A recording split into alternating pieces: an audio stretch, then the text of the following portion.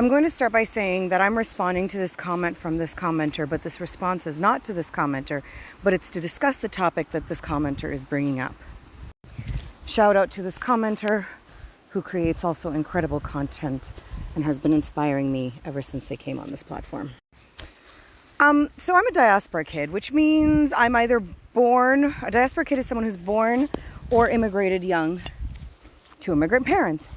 And one thing that many of us share in common, and I'm going to say like the kids whose parents immigrated here somewhere between the 60s and the 80s, okay? And by here, I mean North America or anywhere really in the Western world. A reason why our parents immigrated was because of the simple fact that there was quote unquote conflict in the zones where they were. Now, a specific thing about my parents is my parents were also born in occupied Egypt, okay? And we have then seen multiple quote unquote conflicts, aka invasions, happen since then and will continue to happen. But I digress because that's not what I'm here to talk about. What I'm here to talk about is one thing that many of us observed about our parents is they consistently watch the news. And I'm going to say consistently watch the news. I'm going to say they started to really watch the news. I want to say in the 90s, okay? Many of us have parents that consistently watched the news 24 hours a day, 7 days a week. There was always this background of either CNN or BBC or something playing in the background. And no, it wasn't a Canadian source because, let's be honest, most Canadian news outlets really fucking suck when it comes to discussing what's happening in other countries. And the reason why they started doing this around the 90s and not before is because they had pattern recognition. Remember, I said my parents were born and survived conflict, quote unquote conflict, during their childhood years.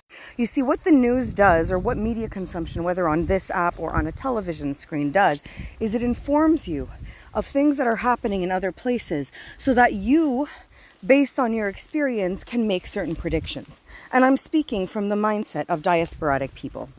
I'm aware that people who did not experience the 90s as children in the custody of their parents and are diasporic do not have the same habit of watching the news like the generation that I grew up in, aka the 9/11 generation. They didn't experience it as much. They didn't realize the threat that's coming from away or from within because they didn't experience it. They were sheltered by their diasporic status. The fact is, many of you are willful in not knowing what's coming. And you'll gaslight those of us who are watching the events that are coming and understand what we see. We are taught from the experience of our elders, the experience of our ancestors, how to survive conflict. Okay?